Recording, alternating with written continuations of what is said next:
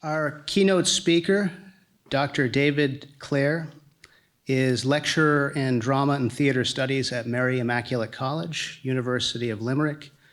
His books include the monographs Irish Anglican Literature and Drama, Bernard Shaw's Irish Outlook, and the edited collections The Golden Thread, Irish Women Playwrights, 1716 to 2016, The Gate Theatre Dublin, Inspiration and Craft, and Across Borders and Time, Jonathan Swift.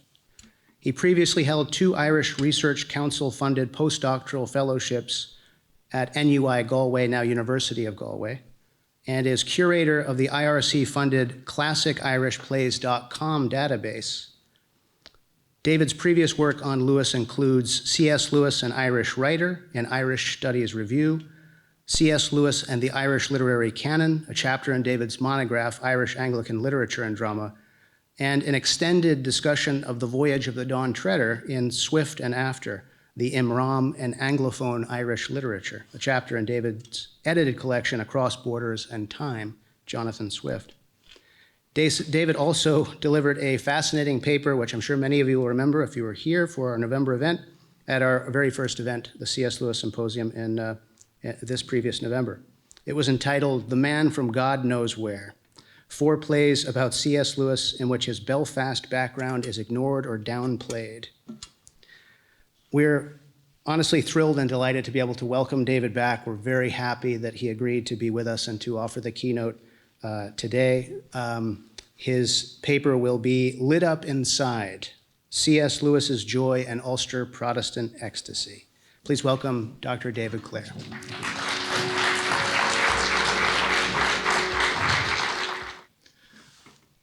Perfect.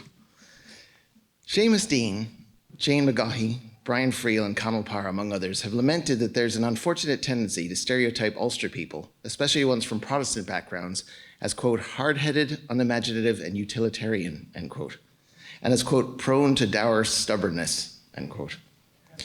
One of the many problems with this inaccurate portrait is that it does not leave room for the fact that many Ulster Protestant people clearly prize the deeply felt ecstasy that manifests itself, often via preaching and or music, in churches and gospel halls across the province, and also in more private moments, whether at a church service, at home, or even in the street, when a person's heart is, in the famous words of John Wesley, strangely warmed as they experience a moment of sudden grace or healing or revelation. As historian of religion Jane McDaniel verifies, an experience of religious or spiritual ecstasy can take place during public celebration or during private contemplation.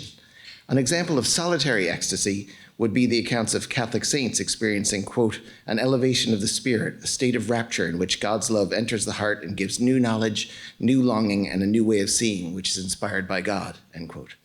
One thinks of St. Teresa of Avila feeling as though her heart was being pierced by a fiery spear, leaving her in her own way, in her own words, on fire with a great love of God. An example of public ecstasy can be found among Sufi Islam's Mevlevi order, a group popularly known in the West as the Whirling Dervishes. This nickname derives from the order's major ritual, the Sama, a sacred dance of praise, which involves the Sufis, quote, whirling around the room as angels dance before the throne of God, end quote. As Rumi, the mystic whose writings and spiritual practices inspired the founding of the order, once explained to a disciple, ecstasy is unrest of the spirit due to the overwhelming power of yearning for God, love, holiness, and the next world. As McDaniel is keen to emphasize, quote, the Sama does not represent an individual ecstasy, but rather a group one, where the lovers of God dance and sing together, and they sense his presence among them, end quote. Surrendering to spiritual ecstasy as a group in this way is said to, quote, immerse the faithful in the love of God, end quote, and among other outcomes, that, quote, destroys the believer's egos and gives them the ability to purify themselves and motivate others, end quote. Of course, sometimes an individual can experience a special private moment of ecstasy when they are actually in a communal ceremony. Take, for example, a Jewish person feeling called to repent of a particular sin while listening to a derasha, that is a sermon or a homily, during a synagogue service. As that last example, and the others I've cited, indicate, those who experience religious ecstasy are meant to be changed by the experience. In the case of Ulster Protestant Christians, this change could involve being saved for the first time, repenting of a sin or false understanding that's persisted post-conversion, being baptized in the Spirit, if the believer is from a Pentecostal or charismatic fellowship, or getting healed, whether physically or spiritually. It could also be experiencing a life-changing moment of, or getting a deeper sense of, God's grace. In this paper, I will link C.S. Lewis's experience of and interest in transcendent transformational moments of joy, as described in his spiritual autobiography, Surprised by Joy, to a wider tradition of depicting spiritual ecstasy and subsequent transformation in a variety of works by Ulster writers from Protestant backgrounds. Some of the writers covered, it should be noted, are from what might more accurately be called nominally or educationally Protestant backgrounds. Works discussed include various songs by Van Morrison, Forrest Reed's memoir Apostate, Stuart Parker's play Pentecost, Christina Reed's play My Name Shall I Tell You My Name, Mary Jones's play A Night in November, Juliet Turner's song Everything Beautiful is Burning, and Lucy Caldwell's short story Through the Wardrobe. In Surprised by Joy, C.S. Lewis, known as Jack to intimates, famously describes private moments of spiritual ecstasy that he experienced throughout his life. These were moments when he felt overwhelmed by a sense of what he called joy. The first experience of this kind occurred shortly after the 7-year-old Jack and his family moved from Dundela Villas in Strandtown, East Belfast, to a new house his father had gotten built, Little Lee, located a little over a mile away on the Circular Road in Belmont. While standing in Little Lee's back garden, Jack happened to remember a time at Dundela Villas when his brother Warnie showed him a toy garden he'd created on a biscuit lid. When initially shown it, Jack had found the toy garden movingly beautiful. But now, as he recalled it in memory, he suddenly felt an overwhelmingly intense sensation of desire. But desire for what, he wondered. Lewis tells us that this was only the first of many moments in which he would suddenly experience, quote, an unsatisfied desire which is itself more desirable than any other satisfaction. I call it joy, which must be sharply distinguished from both happiness and from pleasure, end quote. As Lewis explains, such a distinction is necessary since the sensation, quote, might almost equally well be called a particular kind of unhappiness or grief, but it is the kind we want, end quote. Lewis states that it was only after his reconversion to Christianity as an adult that he realized that this joy was a cosmic, God-given feeling of homesickness for heaven, our real home, God's way of showing and or reminding each individual that they're nothing but a stranger in this world. To quote the biblically inspired line from the 1968 song Astral Weeks by East Belfast singer-songwriter Van Morrison.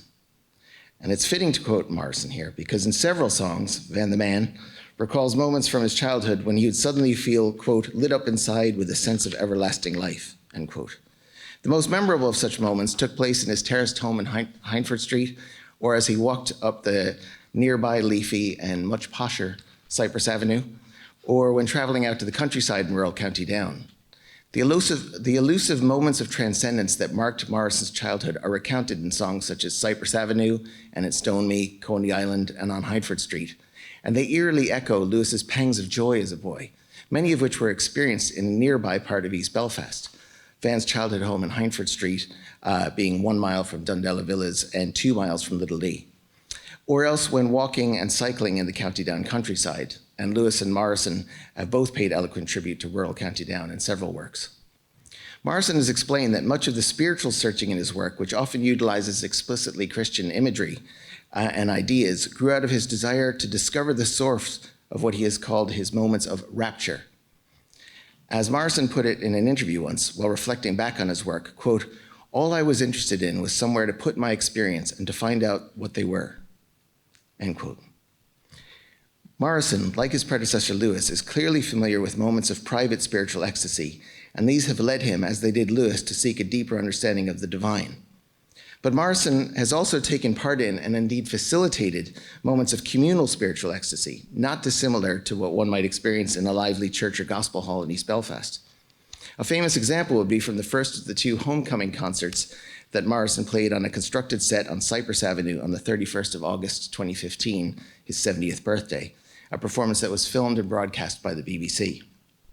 Towards the end of the closing number on Hindford Street, which is effectively a poem spoken over atmospheric droning music, and which includes discussion of his childhood experiences of feeling lit up inside, Morrison suddenly began to call down the Holy Spirit, like he literally says, Spirit, come on down. And many members of the audience were visibly moved. Ivan Little, in his review of the gig for the Belfast Telegraph, reported that after the show, quote, actor, writer, and cleric son Tim Lone fought off tears while saying it was like being in church, end quote.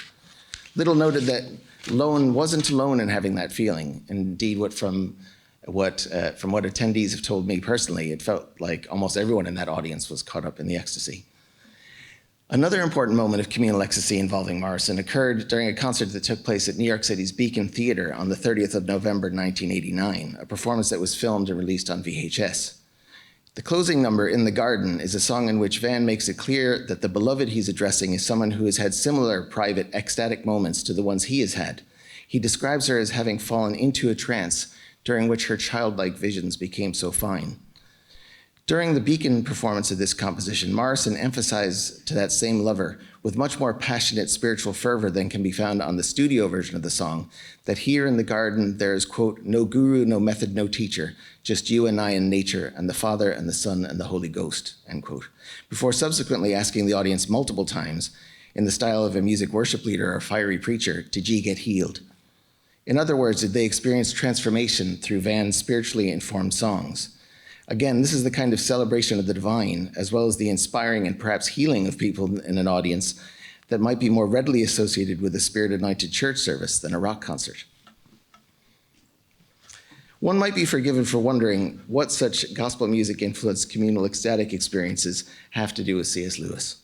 After all, in later life, Jack was quite a high church Anglican who felt that most hymns are, quote, fifth-rate poetry set to sixth-rate music, end quote.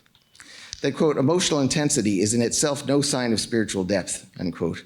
And that, quote, the emotional effect of music may be not only a distraction, but a delusion, i.e., feeling certain emotions in church, they mistake them for religious emotions when they may be wholly natural, end quote. However, Lewis also recognized that powerful music could serve as, quote, a medium for meeting God, end quote. Even relatively lowbrow church music of the kind that Lewis said, quote, set his teeth on edge, end quote. What's more, Lewis made clear that to his mind, there was definitely a place for preachers using emotional appeals to bring people closer to God.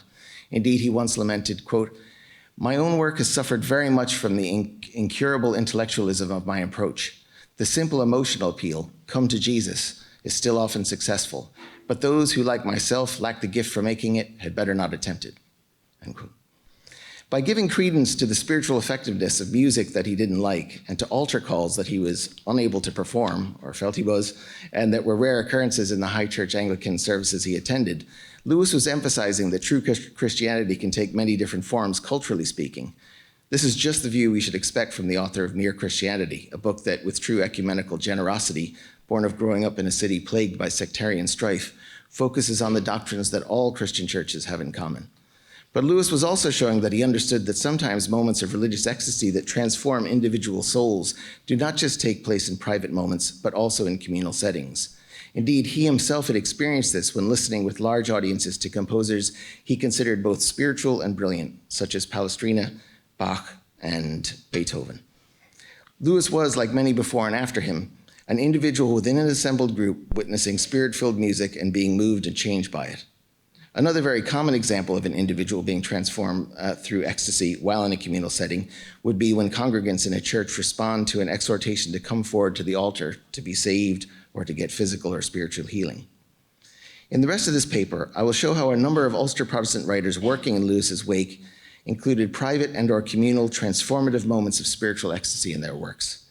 Those involved in these moments of transcendence, leading to conversion, healing, a baptism of grace, or deeper wisdom, are sometimes fictional characters and sometimes the writers speaking autobiographically of their own experiences. The revelations or personal changes wrought by these moments of ecstasy are not always explicitly related to Christian matters. Indeed, they're sometimes conversions or revelations that folks who do not believe in a personal God might regard as relating to purely secular matters. Regardless, the inclusion of transformational ecstatic moments in these works clearly speaks to the exposure that these writers had to Ulster Protestant religion during their formative years. Although he lived in Oxford throughout his life, Jack Lewis actually returned to Ireland almost every year between his 1923 graduation from Oxford University and the onset of the medical issues that preceded his death in 1963. Now, he would have made, several trips during the school year when he was going to boarding schools in England. But between that Oxford graduation and the end of his life, he made 30 or possibly 31 trips back home during those years. On those trips, he usually spent time with Belfast childhood friend Arthur Greaves. Lewis and Greaves often went on long walking holidays through County Down, sometimes in the company of Lewis's brother Warnie, sometimes with Greaves's good friend, the Belfast novelist Forrest Reid, who was 20 years older than Arthur and 23 years older than Jack. Greaves and Reid were both gay, and Lewis's intimate relationship with them at a time when homosexuality was still illegal in both the Irish Free State Republic and in the United Kingdom serves to show that Jack was much more liberal and tolerant than he's often painted by both critics and admirers. One might also note the fact that Jack kept a kosher kitchen for his stepson, David Gresham, after David returned to the Orthodox Judaism of his mother, Joy Davidman's ancestors. One wonders what Lewis, Greaves, and Reid spoke about during their Herculean walks through the Mourne Mountains. One possibility is their mutual love of County Donegal. Lewis and Greaves discussed the beauty of Donegal in several of their letters, and Reid set many of his novels in that part of Ulster. Or perhaps they spoke of their artistic efforts. Lewis's literary accomplishments are, of course, very well known, but Arthur was actually an excellent painter, and Reid was, in Lewis's estimation, quote, a fine and unjustly neglected writer, end quote. One topic that Lewis and Reid are likely to have covered is the fact that both had experienced the same type of private spiritual ecstasy that Lewis dubbed joy. Both also believed the sensation to have the same source and meaning, though Reid thought it might be peculiar to artists. In his 1926 memoir, Apostate, Reid, who was raised Presbyterian, writes, quote, the primary impulse of the artist springs, I fancy, from discontent, and his art is a kind of crying for Elysium. In this single respect, perhaps, there is no difference between good and bad art. For in the most clumsy and bungled work, if it has been born from desire for beauty, we should doubtless find, could we but pierce through the dark husk of it to the hidden conception, that same divine homesickness, that same longing for an Eden from which each one of us is exiled. Strangely different, these paradisian visions. For me, it may be the islands of the blessed, not shaken by winds nor ever wet with rain, where the clear air spreads without a cloud. For you, the jeweled splendor of the New Jerusalem. Only in no case, I think, is it our own free creation. It is a country whose image was stamped upon our soul before we opened our eyes on earth. And all our life is little more than a trying to get back there, our art than a mapping of its mountains and streams, end quote. Here we see the same divinely inspired, bittersweet discontent that Lewis describes in Surprised by Joy. And Reid's language around this divine homesickness anticipates many of the images and ideas that Jack used when describing his Christian Platonist belief that the world is just shadowlands, as Aslan puts it in The Last Battle, and that all humans are pining for their real home in heaven. For example, note how Lewis, through the character of Psyche in the novel Till We Have Faces, echoes Reid in suggesting that this longing is a desire to return to somewhere we already know. Quote, the sweetest thing in all my life has been the longing to reach the mountain, to find the place where all beauty came from, my country. Do you think it all meant nothing, all the longing for home? For indeed it now feels not like going, but going back, end quote. Of course, observers familiar with the constant pining for Ireland felt by both Reid and Lewis while based in England, Reid while at Cambridge and Lewis throughout his adult life, will see an explanation regarding why they might have been better positioned than most to describe feelings of divine homesickness. But to return to the subject of this paper, it is clear that Reid, like his fellow Ulster Protestant Lewis, experienced private moments of spiritual ecstasy that both writers believed to have derived from a longing that was stamped upon their souls by the Creator before they were even born. One issue with creating work that's inspired by one's Ulster Protestant background is that it is liable to be imperfectly understood by people who are not from that background, including critics from just down the road in Dublin. Three of the most important Irish plays of the past 40 years, Stuart Parker's Pentecost, Christina Reid's My Name, Shall I Tell You My Name, and Mary Jones's A Night in November, have proved popular with audiences, students, and scholars, but they actually bewildered, angered, or simply were misunderstood by Dublin-based drama critics when they were first staged in the 1980s and 1990s. As will be shown, the cold reception they got stemmed from the critics' inability to recognize tropes from Ulster Protestant religion in the plays, and more specifically, the tendency among Ulster Protestant playwrights to stage moments of private and/or communal spiritual ecstasy. Stuart Parker was born into a working-class Church of Ireland family in Sydenham, East Belfast in 1941, and went on to write several great scripts, including stage plays such as Spoke Song, Northern Star, and Heavenly Bodies, and screenplays such as Iris in the Traffic, Ruby in the Rain for BBC Television, and the far superior and uncredited first draft of the script for the Irish cinematic release, Eat the Peach. However, Parker's masterpiece is arguably the last play that he wrote before his tragically early death at the age of 47 from cancer. It's entitled Pentecost and was first staged in the autumn of 1987 at Derry Londonderry's Guildhall by Field Day, the theatre company started in 1980 by playwright Brian Friel and actor Stephen Ray. Pentecost is set in May 1974 during the Ulster Workers' Council, UWC, strike, a protest by unionist workers against the Sunningdale Agreement, which they regarded as a clear case of the British government selling out to Irish nationalists. In the play, a Belfast musician from a Catholic nationalist background, Lenny, inherits a house in a predominantly Protestant loyalist area from his great-aunt. Lenny's estranged wife, Marion, wants to live in the house because, among other reasons, she's fascinated by it. Until recently, the house was being rented by a loyalist Presbyterian woman called Iris Matthews, who has just died and who did not change a single detail in the house after her husband Alfred died in 1959. Marion even considers trying to get the National Trust interested in the property, since she believes it's a living snapshot of working-class Belfast life during the early to mid-20th century. Throughout the play, Marion is haunted by the ghost of Iris, who regularly appears on stage, calling her a Fenian savage and a hussy, and telling her to get out of her house. Despite the hostile reception from Iris, Marion patiently discusses Iris's life with her, and we as audience members are aware that Marion is getting her knowledge of Iris and her past from various documents and photos that the deceased woman left behind. Lenny is concerned for Marion's safety in the house, given that it's in a loyalist neighborhood and given the power cuts, food shortages, and occasional outbursts of violence associated with the UWC strike. Indeed, the streets become so dangerous that Lenny cannot go back to his flat and must remain in the house with Marion, and they're soon joined by two Protestant friends of theirs, Ruth, whom Marion met during cross-community swimming competitions in childhood, and Peter, whom Lenny met when they were both studying at Queen's University, Belfast. While living together in the house during these extreme times, the characters naturally have cause to discuss Northern Ireland's thorny politics and sectarian tensions. In the play's final scene, Lenny proposes that the island of Ireland return to what it was like before Christianity. The closest he feels he's come to experience what the island might have been like in pagan times was after a gig in Kinsale, County Cork, when he went down to the beach at dawn along with a female vocalist he believes to be from a half-traveler background and who hails from, quote, Sligo or somewhere weird like that, end quote.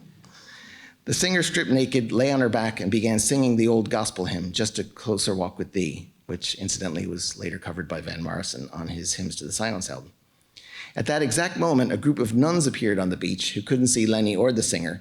The nuns stripped down to, quote, these interlock jobs, sort of vests and baggy long johns, end quote, and began splashing each other, giggling, and, quote, flinging themselves about with the wet interlocks clinging to their excited bodies, end quote. Lenny further observes that it doesn't take a lot to see that the nuns were experiencing their sex and the vocalist her spirit, and Lenny feels that this pagan mix of the sacred and the profane, of body and spirit, is superior to the divisive and morally legalistic Christianity prevalent in contemporary Ireland. At this point, Ruth, the only churchgoer in the house, says, quote, you don't even know Christianity. You think it's only denial, but that's wrong. It's meant to be love and celebration. You don't even know what day it is now, the meaning of it, end quote. Getting into the spirit of her preaching, Peter, who's the son of a Methodist minister, answers, you tell them, Ruthie, Pentecost Sunday. After Lenny responds, so what? Ruth, assisted by Peter, recites from memory the account from the Acts of the Apostles of the Holy Spirit falling on the first disciples, taking over their tongues and bodies and making them, quote, of one accord in one place, end quote, a very resonant quote in a play about divided Northern Ireland. Although there's some cynical banter during the immediately ensuing exchanges, the characters are eventually inspired by Marion's assertion that folks in Northern Ireland must come to love the Christ that is in each of their neighbors. Lenny on the trombone and Peter on the banjo begin playing an instrumental version of Just a Closer Walk with Thee, while Ruth opens her Bible and continues reciting from the Acts of the Apostles, noting the Spirit's ability to inspire the heart, the tongue, and importantly for Lenny's ears and the audience's, the flesh. And she concludes with the verse, quote, thou hast made known to me the ways of life, thou shalt make me full of joy with thy countenance, end quote. This is not, I think you will agree, a conventional ending for a literary drama. It is indeed communal Protestant ecstasy, with the Spirit falling on the occupants of this embattled house. As you can imagine, many critics in the Irish Republic and in Britain who were not from Ulster Protestant backgrounds did not know what to make of this final scene. The usually astute Fintan O'Toole from Dublin wrote in the Irish Sunday Tribune, quote, "Having convinced us of the reality of these people and of the time and place in which they live, Parker then has to try to leap beyond realism into some kind of metaphor of transcendence," end quote. And O'Toole concludes that said leap is unsuccessful, being not credible and working only on the level of words. Even more damningly, he says, quote, "It is to the great credit of the actors that they make this last 20 minutes of the play even somewhat believable," end quote. What O'Toole fails to recognize is that there is no departure from naturalism in this scene. This is the exact kind of moment of communal spiritual ecstasy that happens in actual Protestant services across Ulster on a weekly or even daily basis. As such, no tie to quote-unquote reality has been lost.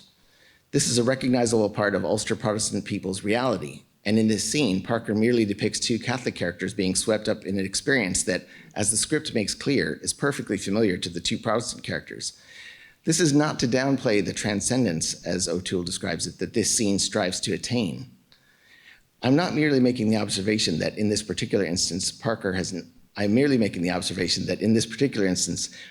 not chosen to use expressionistic, Brechtian, or other avant-garde theatrical techniques, something he does expertly well in non-naturalistic plays such as Northern Star and Heavenly Bodies, or even in Pentecost's earlier scenes involving the ghost of Iris. Rather, in Pentecost's final scene, Parker simply falls back on his spiritual and cultural inheritance as an Ulster Protestant. Oh, going too far. No, I'm there. Good. Christina Reid's play, My Name Shall I Tell You My Name, began life as a radio play broadcast on BBC4 on St. Patrick's Day, 1988. However, it's better known in its stage incarnation, which was first produced by the Ballina County Mayo Theatre Company, U-Tree, at Andrews Lane Theatre as part of the 1989 Dublin Theatre Festival. That production subsequently toured the country before proceeding to London. The script tells the story of Andrea, a 24-year-old visual artist and set designer originally from Derry, Londonderry, and now living in England, and her grandfather Andy, a fiercely proud loyalist who's a retired mill worker and veteran of the First World War. My Name Shall I Tell You My Name is virtually a monologue play with Andrea addressing us from Holloway Prison in London and Andy speaking to us simultaneously from, quote, an old people's home in Derry, end quote. The two characters give us the history of their relationship, going back to when Andrea was, as articulated in the poem that gives the play its title, quote, Grandad's pet, end quote. Pre-recorded conversations from when the characters were younger are piped in via loudspeaker at various points of the play, but most of the play takes place in the present and is centrally concerned with how the two characters fell out with one another. The distance that grew between them was initially the result of Andrea moving away from the narrowly loyalist views inculcated in her by her family and community. However, the final break occurs when Andrea marries a man called Hanif, whose mother is Pakistani and whose father is a white man from Bristol. Andy's extremely racist response to the union effectively ends the relationship he had with his granddaughter. However, Andy and Andrea still long for one another, and throughout the play recall the great times that they had together in former days. Reid, who passed away in 2015, was from a Belfast working-class loyalist Presbyterian background, but as an adult, she distanced herself from the British side of her identity and began to strongly and proudly identify as Irish. However, Reid, like the female protagonist Beth from her 1983 breakthrough play, Tea in a China Cup, and like Andrea in My Name Shall I Tell You My Name, always desired to retain the best bits of the Ulster Protestant loyalist culture in which she was raised, while letting go of what she and the characters she created regard as the susceptibility that some in their home community have to spiritual and racial intolerance, to the deliberate distorting of history for negative political purposes, and to excessively narrow views regarding Northern Ireland's constitutional future.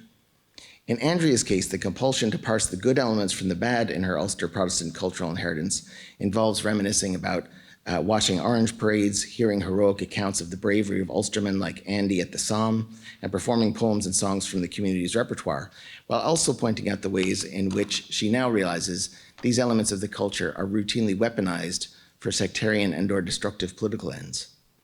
We eventually learned that Andrea's life in England has been made infinitely harder by the fact that her husband Hanif has been suffering from debilitating PTSD as a result of having been viciously attacked by a group of racist skinheads.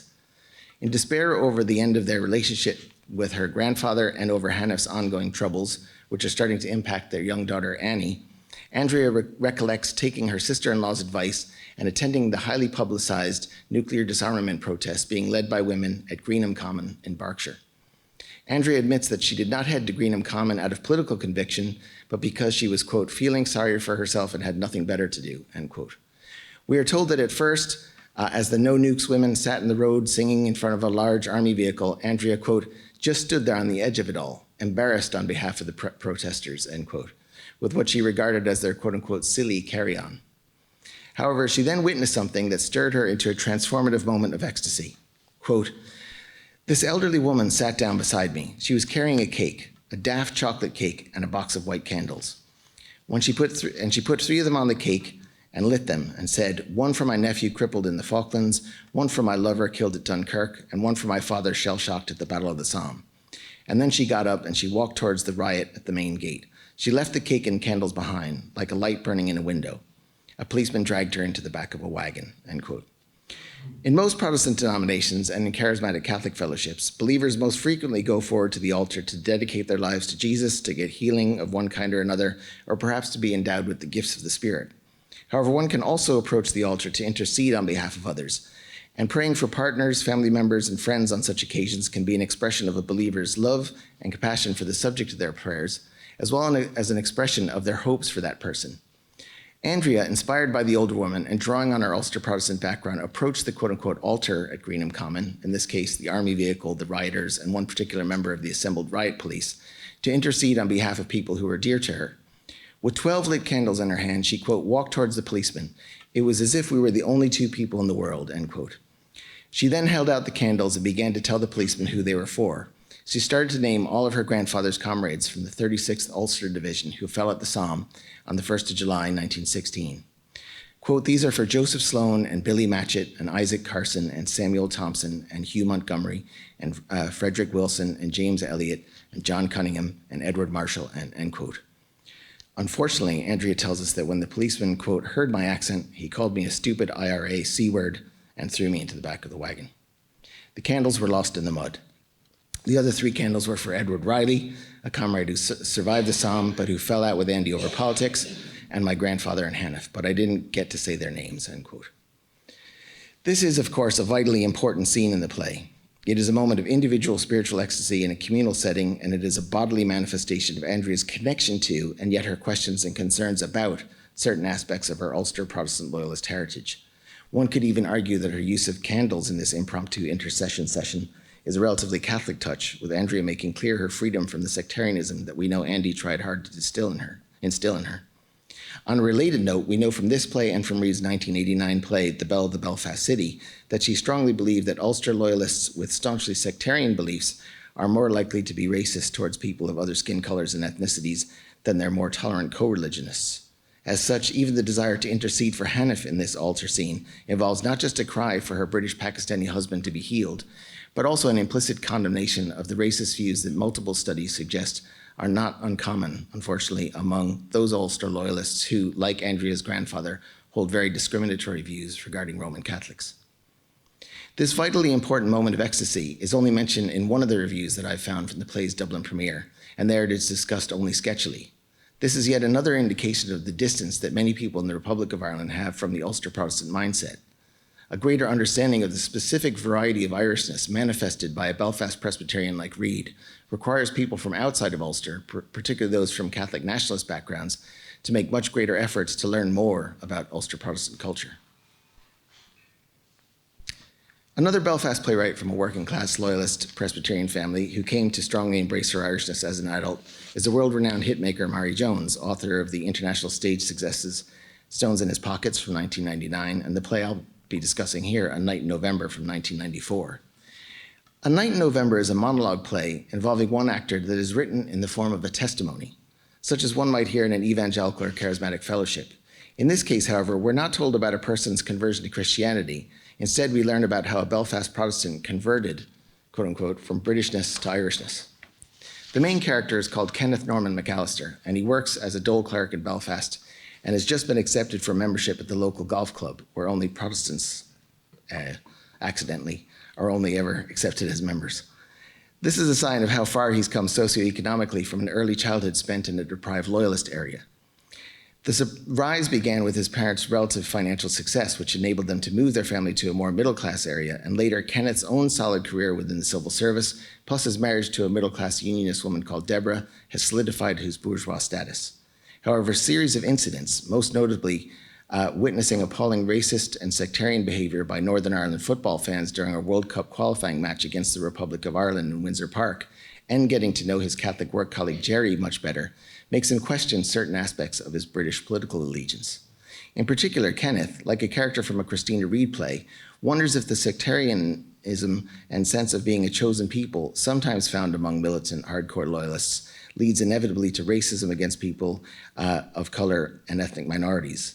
Second, he wonders if the need to appear very British leads many middle-class Protestant unionists to perform what Belfast-based champion of Ulster Protestant writing, Edna Longley, has scathingly dubbed an ersatz Englishness, complete with the hyper-neat homes and gardens, a degree of emotional repression, and the willful ignoring of violence done in one's name. Kenneth is also envious of Catholics being able to freely express an Irishness that he's been taught to suppress or even deny his whole life.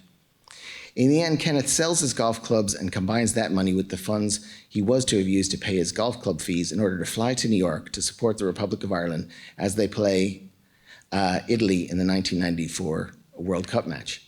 He's delighted to be regarded as just, quote, one of the lads, end quote, by the Irish fans he falls in with, despite his Belfast Protestant background.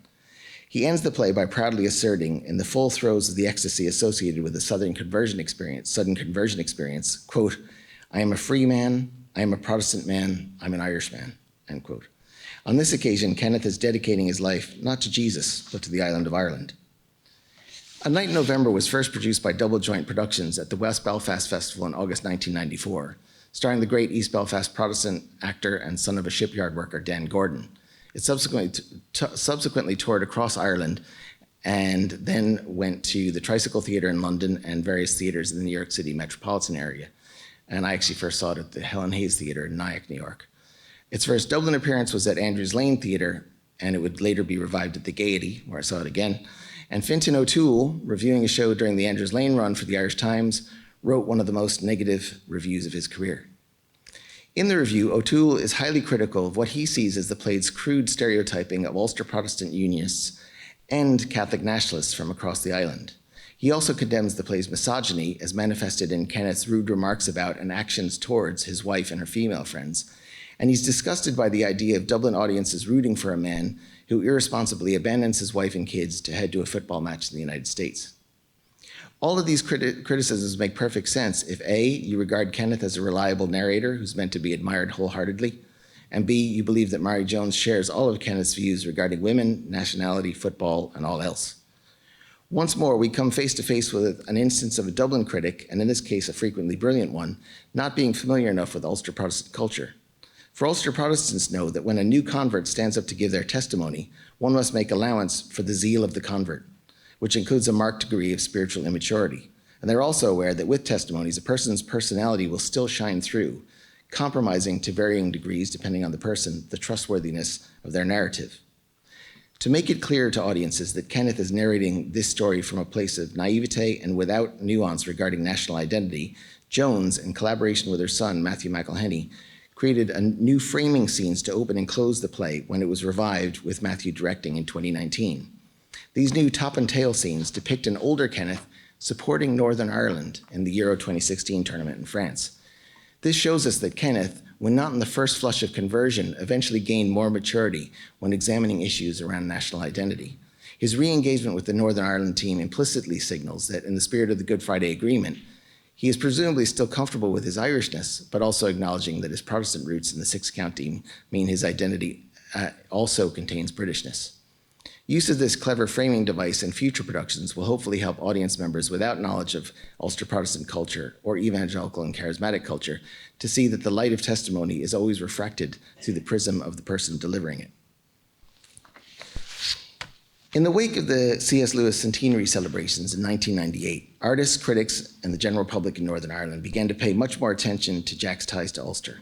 No doubt, this increased awareness was greatly helped by the 1998 unveiling of Ross Wilson's sculpture, The Searcher, on the Newton Ards Road in what would later become C.S. Lewis Square, as well as the appearance of two key books, David Bleakley's C.S. Lewis at Home in Ireland from 1998, and most especially Ronald W. Breslin's important and influential study, The Backward Glance, C.S. Lewis in Ireland from 1999. A clear sign of Lewis's increased visibility in the North was the conscious referencing of his work by writers from the Six Counties over recent decades. To give just two examples, Belfast writer Rosemary Jenkinson, from a mixed Presbyterian and Church of Ireland background, refers to Lewis as, quote, our shining northern light, end quote, in an Irish Times article she wrote in 2021. And there's an arguably gratuitous reference to the line The Witch in the Wardrobe in the final episode of the brilliant award-winning television series Derry Girls, written by Lisa McGee, raised in a Roman Catholic family in Derry's Bogside. In this final section of my paper, I want to look at two other contemporary Ulster writers who have been influenced by Lewis and who include moments of ecstasy in their work. Singer-songwriter Juliet Turner from a Methodist farming family in Chumry County, Tyrone, and Lucy Caldwell, the Belfast-born daughter of an Ulster Protestant father and an English mother of Irish Catholic descent who, although raised in a secular household, was educated at what folks in the North would regard as Protestant schools, even the technically non-denominational Strathern School. Juliet Turner first came to many people's attention when she performed a deeply moving version of Christian singer Julie Miller's song Broken Things at the memorial service for the victims of the real IRA's despicable bombing of Oma's town centre in August 1998. She subsequently released two of the strongest albums by an Irish singer-songwriter from recent decades. 2000's Burn the Black Suit, which led to high-profile support slots for the likes of U2 and Sting, and 2005's Season of the Hurricane, which earned her a Meteor Award for Best Irish Female Performer. Turner retired from music in the 2010s to become a speech therapist. Turner's Methodist upbringing, as well as her temporary involvement in a charismatic Church of Ireland fellowship in Dublin in her 20s, are reflected in the spiritual occupations, as well as the allusions to the work of C.S. Lewis found in some of her lyrics. For example, she references Lewis's novel about heaven and hell, The Great Divorce, in the song The Signal and the Noise. And the track Rough Lion's Tongue includes imagery clearly inspired by Aslan / Narnia. Quote, is it too rude to ask for a wild sea of grace, for a burning at dawn on a pyre of mistakes, between the shore where I'll lie old and the shore where I lay young, lick the salt from my face with your rough lion's tongue, end quote. Of course, this portion of the song and the rest of the track's lyrics contain a mixing of the sacred and the profane, the spiritual and the carnal, that Stuart Parker's Pentecost characters would appreciate. Another link to Lewis and to the other writers examined in this paper is Turner's inclusion of moments of ecstasy in her work. One particularly striking example is her song Everything Beautiful is Burning, the lead single from Season of the Hurricane. It tells the story of someone who wakes up at 3 a.m. having gone through a particularly stressful period of life. The protagonist had a sorrow that was secret and felt like everything beautiful was burning, a situation made worse by the fact that, quote, it felt like everyone close to them was leaving, end quote. This led to our hero living recklessly, but here in the depth of night, having had a panic attack, they have a moment of clarity in which, quote, the tightness of years fell from their face, end quote. They find a way to not only keep going, but to approach the future with hope. Quote, I watch you rise from the ashes, pale but dignified. It was a close call by anyone's standards, a free fall into the dark. All your ghosts lift their glasses and drink a silent toast to your recovery. Here it comes, that sweet sunshine. Don't turn your face away from the first light of the sunlight. Don't turn your face away when all the signs say that it's here to stay, end quote. It's a moment of private spiritual ecstasy that has led to a letting go of the past and a vow to move forward in a positive frame of mind. Lucy Caldwell may have been educated in Protestant schools, but when it came to representing Ulster evangelicals in her work, she felt that she was not totally equipped to capture their mindset due to having been raised in a non-religious household and due to possessing a personal spirituality which, in her own words, is closer to Buddhism than other religions. As such, during the research period for her second novel, The Meeting Point, which is about an Irish evangelical family on a missionary posting in Bahrain, she attended an Alpha course, an 11-week program of talks and discussions which introduces people to the basics of Christianity from an essentially evangelical point of view. This deep dive into the evangelical mindset has stood to Caldwell when writing not only The Meeting Point, but also her later fiction about evangelicals, most famously her story, All the People Were Mean and Bad, which won the BBC National Short Story Award in 2021. Caldwell's long-standing interest in spirituality, extending back to childhood, has also manifested itself in a consistent engagement with the work of C.S. Lewis. From the age of 12, she lived quite near Little Lee in Belmont, which obviously gave her a sense of connection to Jack, but her interest in Lewis preceded that house move. Indeed, she told me via email that, quote, I grew up on the Chronicles of Narnia and loved them deeply, not least because the favorite child, so it always seemed to me, shared my first name, end quote. She also reminded me of an allusion to Lewis in her 2022 novel about the Belfast Blitz, These Days. Quote, in chapter 13, Florence's first chapter, the family walks to church at St. Mark's Dundela, then containing the stained glass window paid for by the Lewis family, and passes what her children always called the Green Hills, the lower Craigantlet Hills, just visible up the Cairnburn Road, beyond the tops of the sycamores and oaks. The Green Hills is how we always thought of those hills, tumbled together in my memory with the hymn, "There is a Green Hill Far Away," as perhaps it was for the Lewis children, who also referred to them that way. I pointed out to Caldwell that, like her, I had always assumed that Jack and Warney's use of green hills for that part of the county down landscape was likely derived from that classic hymn by C. Francis Fanny Alexander, who, although born in Dublin, lived in Strabane, County Tyrone, and Derry, Londonderry for most of her life. And I pointed out to her that, on a related note, Lewis includes a pointed reference to a green hill in the story that Lucy reads in the Magician's Spell book in The Voyage of the Dawn Treader. C.S. Lewis's presence in Caldwell's fiction is most notable in her short story Through the Wardrobe, which was commissioned and broadcast by BBC Radio 4 in 2013, and which later appeared in her outstanding 2016 short story collection Multitudes. Caldwell noted to me that in frequently passing Little Lee during her formative years, she was keenly aware that the house, quote, contained the wardrobe that famously inspired Narnia, end quote. And Caldwell uses this image of the wardrobe in a story rife with images from Lewis's The Chronicles of Narnia and from fairy tales. Through the Wardrobe is a highly compassionate account of a child assigned male at birth who's experiencing significant gender dysphoria, and who's eventually liberated by taking a gold lame dress from a sister's wardrobe and trying it on while staring into the mirror inside that wardrobe. Caldwell's sympathy for the child's struggles is wonderfully captured in the passage that is the story's longest engagement with Lewis's work. We are privy to the child's thoughts when they receive a male Disney costume as a Christmas gift instead of the female one that they had desired. Quote, "You feel your body turn to stone, to ice, as if you're one of the statues that Polly and Diggory from The Magician's Nephew find in the cursed hall of the Enchanted Palace. Your mom has been reading you and your next oldest sister that book at bedtime, and it gives you nightmares. The thought of all the people trapped inside bodies that are theirs and not theirs, bodies they can't control, or even worse, victims of some wicked spell," end quote. The final paragraphs of Caldwell's story make clear what a revelatory moment the trying on of the gold dress is. It is a moment of self-discovery that, we are informed via the narration, will help sustain the protagonist through the many difficult years ahead of them. In other words, it is a relatively brief moment of ecstasy that is transformative. This paper has explored only a selection of depictions of individual and/or communal ecstasy in works by Ulster Protestant writers. One might also discuss Helen Waddell's play The Spoiled Buddha, in which Ben Zuru, inspired by a woman's beauty, enters a dream state in which he glimpses the infinite. The use of ecstatic dance and physical movement in several theatre of the image plays by Cavan Presbyterian playwright Tom McIntyre, most of which premiered at the Abbey Theatre's Peacock Space in the 80s and 90s. Neil Hannon, son of the Church of Ireland bishop, being inspired to choose peace over tribal difference as a new day dawns in the Divine Comedy song Sunrise. The praise chorus Euphoria of Relish's 2001 track Rainbow Zephyr, in which admittedly the Downpatrick Band celebrate a weather phenomenon, not the maker of heaven and earth. The open-hearted surrender and devotion in Snow Patrol songs such as Run, Chasing Cars, and The Planet Bends Between Us, in which Campbell College alum Gary Lightbody sings, backed by fellow Campbell Old Boy Johnny Quinn and Grosvenor Grammar School alum Nathan Connolly, that he will, quote, race to the edge of Ireland and shout out loud, "It's all for you," end quote. The otherworldly performance of Everlasting Love during the grandfather's funeral in Kenneth Branagh's 2021 film Belfast, and key moments of private transformation in recent fiction by Wendy Erskine, Jane Carson, and the aforementioned Jenkinson.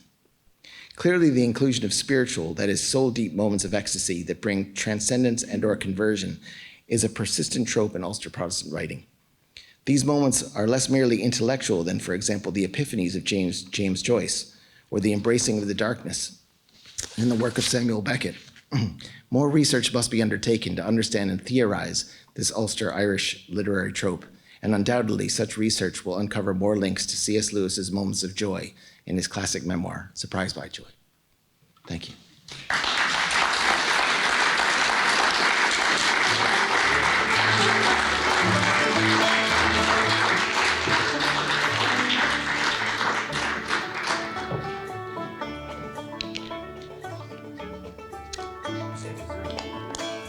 Is this lad here?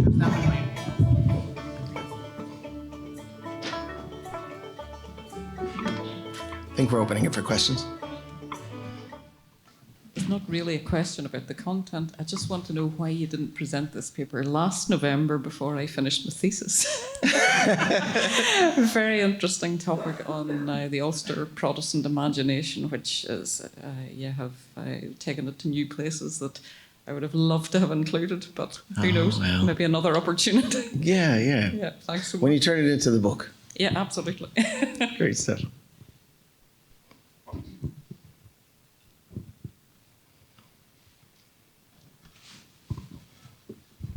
Thanks for a fascinating paper. Thanks. Music, it's really interesting you bringing together music and theatre. Is music always a common denominator in this? It's a good question, yeah, because it's definitely central to even a lot of the theatre performances, such as Pentecost. I think music is huge. I think it's intimately tied. I mean, music, I've talked before about the fact that Irish theatre in particular has, and I'm not talking about musicals here, I'm talking about literary dramas.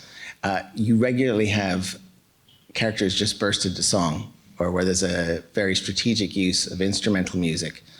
And I think that's a feature of plays from across the island generally. But I definitely think that within the, let's say, Ulster playwrights, you have it a lot more explicitly linked to sort of emotional breakthroughs and sort of, yeah, as we say, ecstatic experiences. So I do think that's crucial. Yeah. Thank you. Thanks, David. I'm working on my own an essay at the minute about the Presbyterian voice, and I'm actually looking a little bit about Bono's memoir, Surrender, and your discussion there about the open-hearted surrender. I just wonder if you see any kind of connection between... Yeah, hugely. I mean, I was actually, when in the middle of writing this, I don't know why, but I ended up watching U2's Live Aid performance. And I was completely thinking to myself, oh God, this is Protestant Ecstasy. And, how am I going to fit that in? Because the Ulster thing's not there or whatever. But I think what's going on there is that it's not like there aren't people from the 26 counties, who have this experience of evangelical and or charismatic Christianity that kind of makes them lean towards the inclusion of ecstatic experiences. And U2 would be one of the most prominent examples of that. You're actually even starting to see it among the new Irish as well, if we think about rap artists like God Knows or Denise Chila, people who would identify as Christian and yet would also have these ecstatic moments in the songs and things like that. So I don't want to say it's, just the province of Ulster, but at the same time, it's just kind of more predominant up here. Right. It's also interesting just that his title, Surrender, is kind of a sly reference also to Ian Paisley. He kind of makes... Yeah. So it's the no surrender thing. Like there was the controversial biography of Van Morrison that had that allusion in the title as well.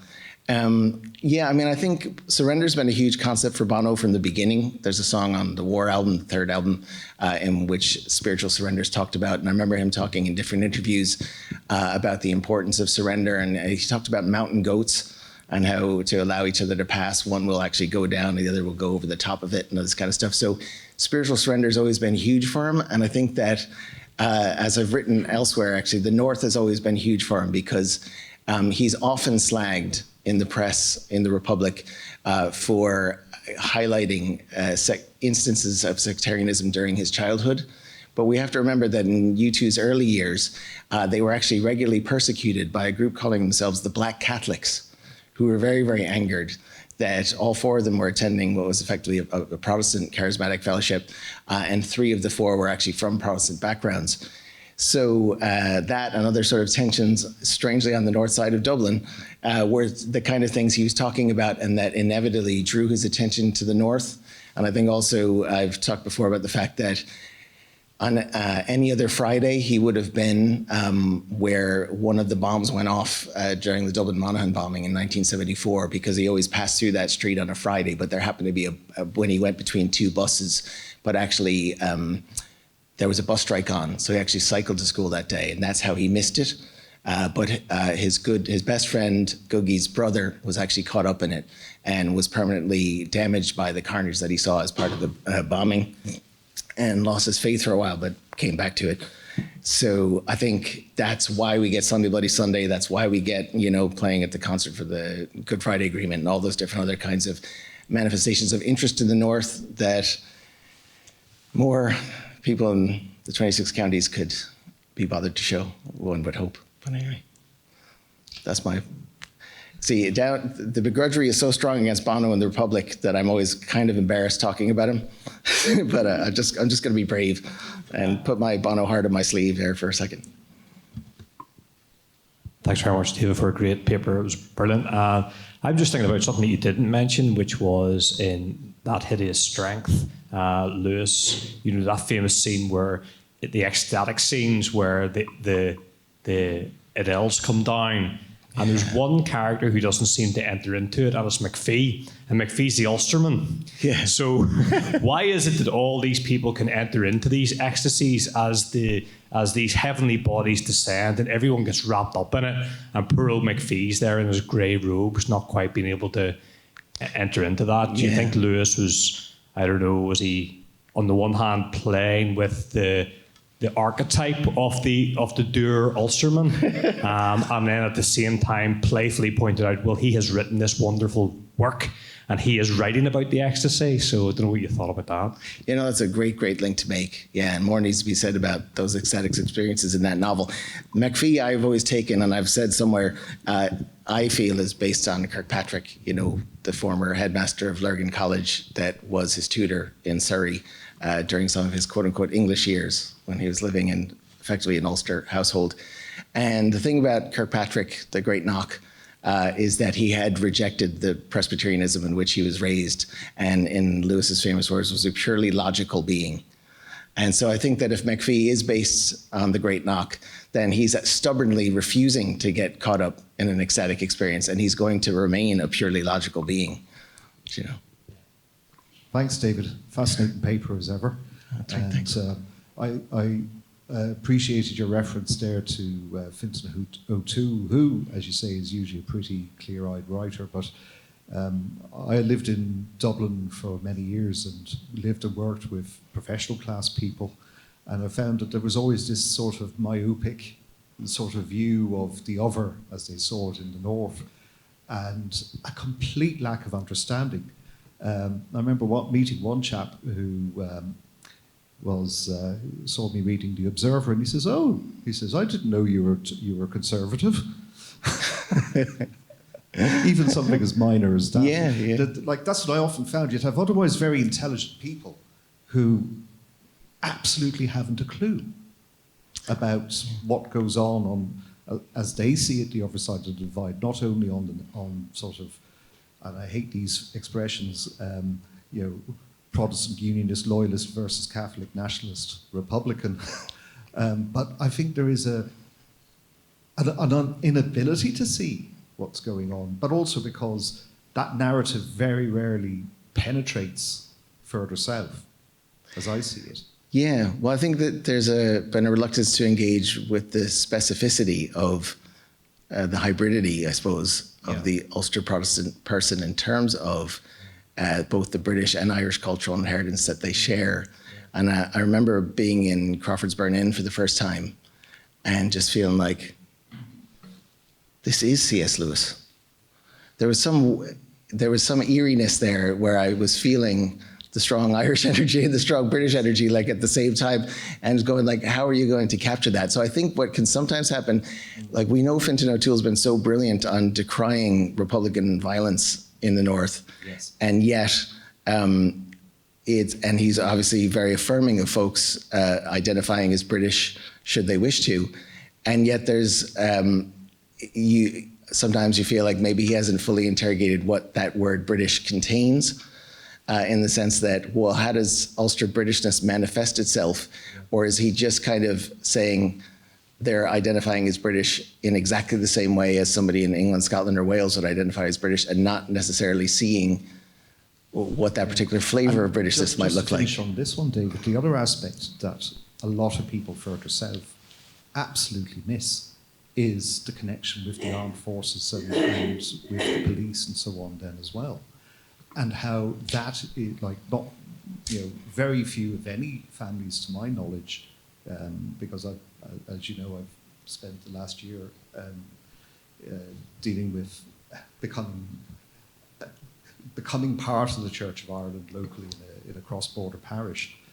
And I don't see any understanding of that further south in the sort of the broader popular discussion of like why somebody, like it's just seen as this sort of almost cartoonish sort of image.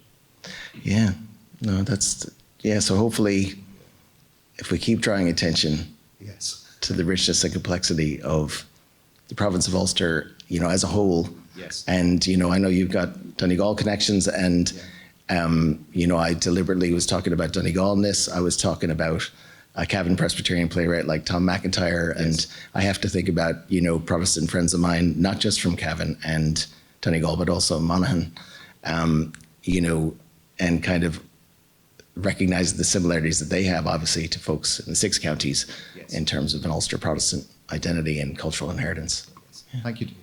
Sure. Thank you, Dr. Clare. What would you recommend for people who are not that familiar with C.S. Lewis' works as the essential books, or the most essential? Yeah, so it's we were having this debate actually in November. I was talking with Peter Lincolns and others about that. And probably my choices are probably unusual. I mean, obviously, Chronicles of Narnia, and I was speaking to you earlier and talked about how That Hideous Strength is my favorite of the Cosmic Trilogy, but that a lot of people don't necessarily share that view. I love Screwtape Letters. I love, in terms of the theology, you can't go wrong with Mere Christianity. In terms of the essay collections, there's a lot of great stuff in The Weight of Glory, but actually I could read his essays all day and all night, so I suppose signaling anything out feels like a piece of impertinence. I'm sure I'm missing something absolutely major. Until We Have Faces is great, and I have many friends who've thought that was actually the greatest novel. That's, that there's a case to be made for that. Yeah, I probably haven't narrowed it down that much. Thanks. Sure. Okay, great. I thank you very much, David. Sure. Thank you. Thanks, Vancouver. Thanks, everyone. Thanks so much.